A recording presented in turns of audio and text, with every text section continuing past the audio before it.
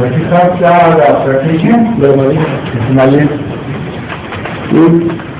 اللہ تعالیٰ اپنی صفت ہمارے سے انسان کی پیدائش سے قبل اس نے زمین اور آسمان پیدا کیے، بشمار چیزیں اس کی خدمت کے لیے پیدا کی. اللہ تعالیٰ فرماتا ہے کہ میرا سوال خاص طور پہ اس طرف توجہ مذکور حاصل کرانا چاہتا ہوں کہ اللہ تعالیٰ زمینوں اور آسمانوں کے درمیان جو کچھ ہے اس پہ بھی روشنی ڈالیں، خاص طور سے قرآن اور اس کے گرد و نواز کے متعلق میں زیادہ دلچسپی رکھوں گا. یہ تو ایک سائنسی سوال ہے. بیٹھیں کسی بیٹھیں. ایسے آپ کا صحیح فلائٹ لے گیا ہے ماشاء اللہ، اور این آسمان و زمین کے درمیان جا کے ٹھہر گیا.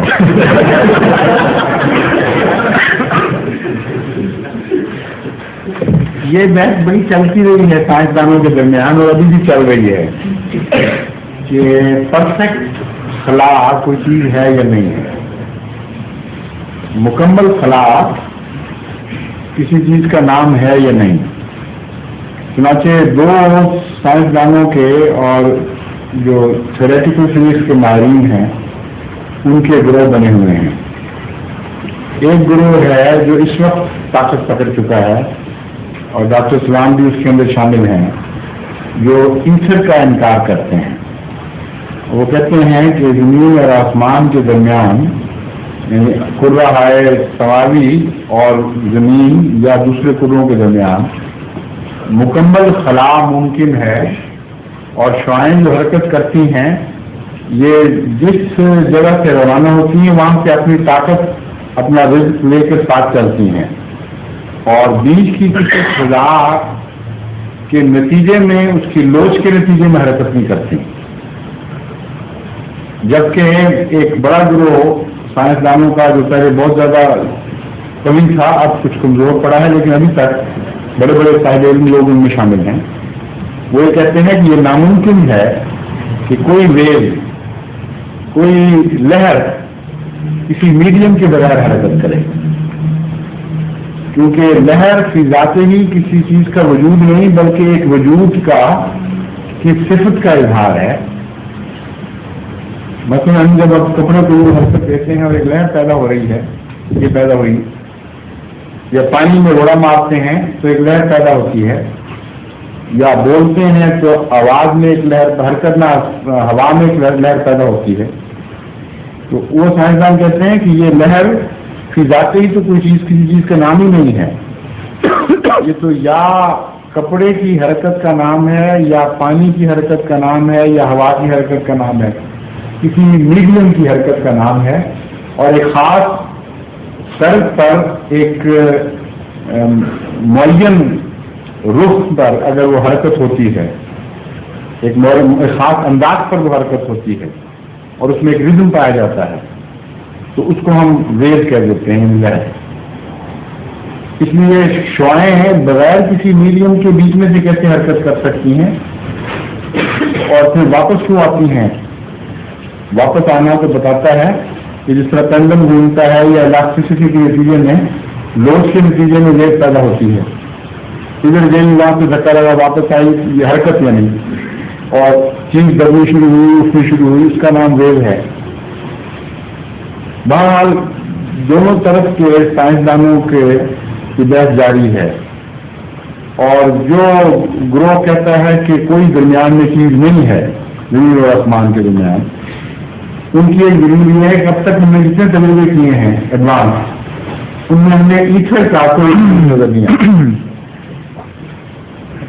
اگر اس پہلو سے دیکھا جائے تو قرآن کریم اس گروہ کی حقائق میں گواہی دے رہا ہے. اور بعض لوگ یہ پوچھتے ہیں کہ پہلے بتاؤ، بعد میں جب چیزیں ظاہر ہو جاتی ہیں تو پھر کیا دیکھتے ہو کہ قرآن کریم نے بتایا ہوا تھا. یہ ان میں سے ہے جو ابھی ظاہر نہیں ہوئی، جس کی حقیقت ابھی تک سائنسدان آپس میں طے نہیں کر سکے. لیکن مجھے یہ یقین ہے کہ ایک وقت آئے گا جب سائنسدان مجبور ہو جائیں گے.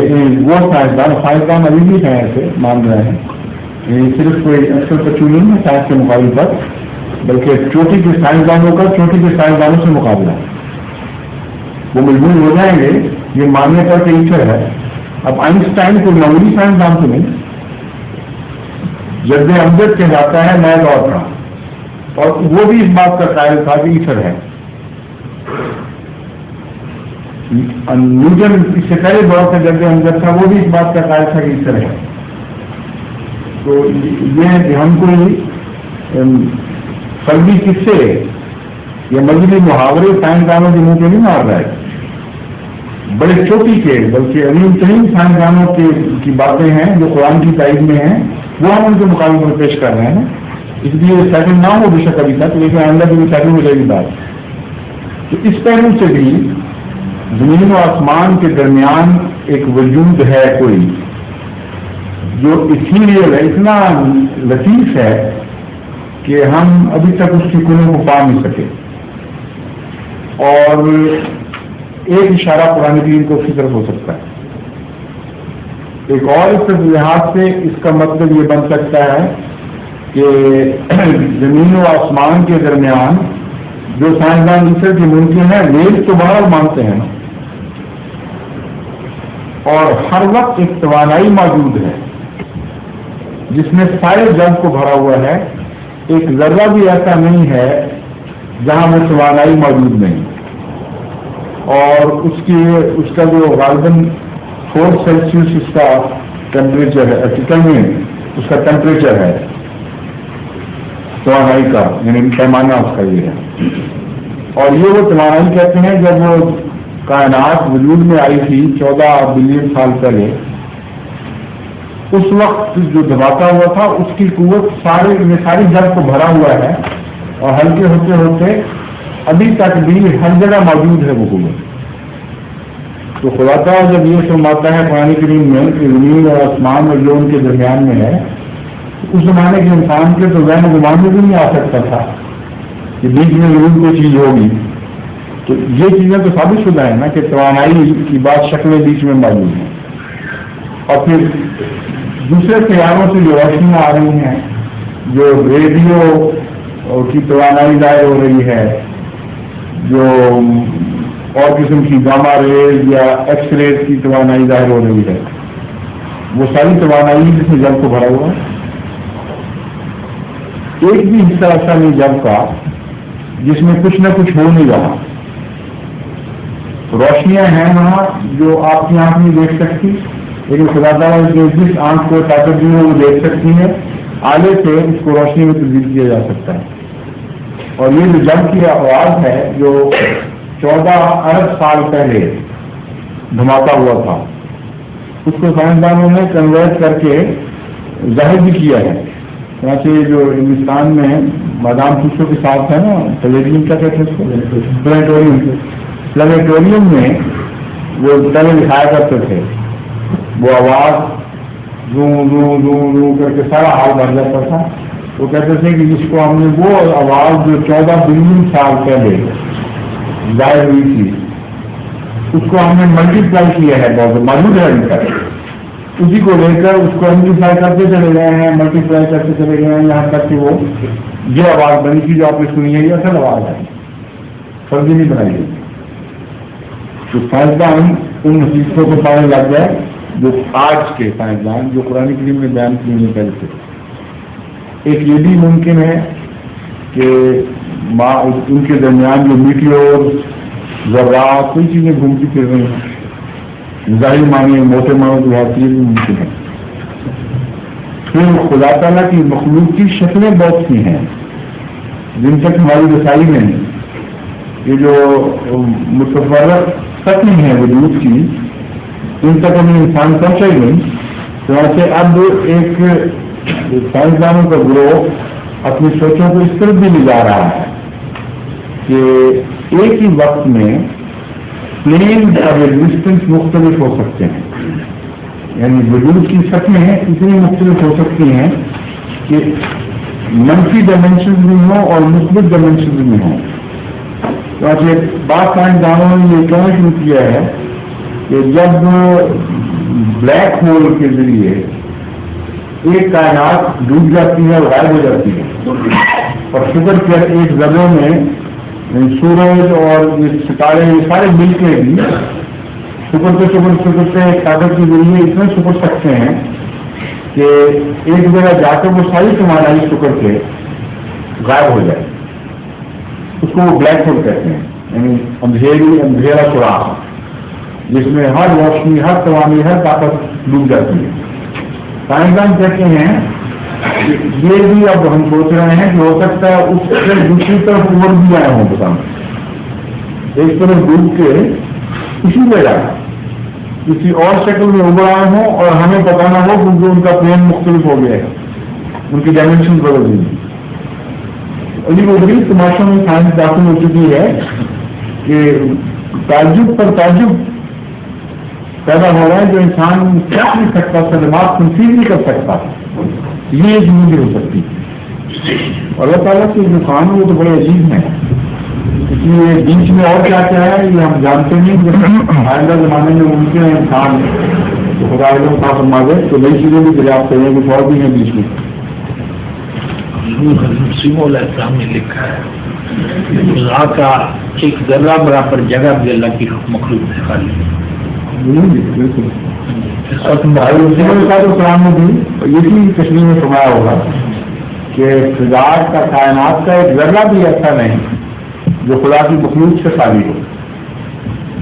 معافی سماوات یہ جو ہے وہ سب باہر کر دیا جو گلیکسی کی کریشن پہ جو بحث کی ہے سائنسدانوں نے, اس میں وہ پہلے جو والیوم بتاتے ہیں اتنی زیادہ ہے ہائیڈروجن کی جو خرچ ہوتی ہے, پھر وہ کہتے ہیں کہ ہائیڈروجن کی پاپولیشن جو ہے 1 ایٹم پر کیوبک انچ, اتنی بڑی گلیکسی بننے کے بعد بھی اس میں فرق نہیں آتا. تو وہ ایگزسٹ کرتی ہے وہ ہائیڈروجن 1 ایٹم پر کیوبک انچ کے اندازے کے مطابق, وہ بھی اللہ کی وہ مگر اس کی ڈسپرشن اس طرح نہیں ہے نا کہ ہر انچ میں وہ موجود رہے, اس میں مختلف رہ جاتا ہے. یعنی اگر ان کا مطلب یہ ہے کہ اگر ہم ہائیڈروجن کے ذرات کو کیلکولیٹ کریں تو وہ اس ساری فضا کو اس طرح بھر دیں گے کہ ہر انچ میں ایک ہائیڈروجن کا ذرہ آ جائے گا. تو اس کے باوجود پھر خالی جگہ رہ جائے گی نا کچھ, کیونکہ ایک ذرہ ہائیڈروجن کا 1 انچ میں اتنا چھوٹا ہے کہ اگر یہ ساری زمین آپ تصور کر لیں اور اس کے مقابلے پر ایک چھرا رکھ لیں تو وہ چھرا بھی اس ہائیڈروجن کے ذرے سے زمین کے مقابلے پر بڑا دکھائی دے گا. یعنی ہائیڈروجن کے ذرے کے حجم اتنا چھوٹا ہے کہ اگر ساری زمین کو چھروں میں آپ سمجھ لیں اور ایک چھرا ساری زمین کے مقابلے پر رکھیں, مثلا BB کا یا C کا چھرا لے لیں موٹا کوئی, تو یقینی طور پر ہائیڈروجن کا جو ذرہ ہے وہ ایک قطرے میں اس سے کم جگہ گھیر رہا ہے. 1 انچ میں جو آپ کہہ لیں اس میں یقینی طور پر کم جگہ گھیرتا ہے. تو پھر چلے ہوا کہ استثناء ہو گیا وجود اور خلا قانون عام ہو گیا. اس لیے یہ لازمن کوئی ایسی شکل ماننی پڑے گی وجود کی جس سے کوئی جگہ خالی نہ ہو.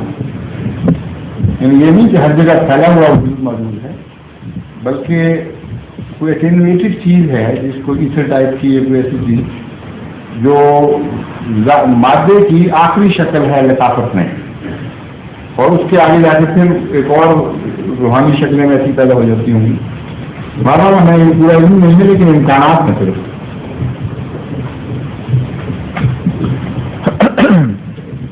ظہور مہدی آخر زمان ہے,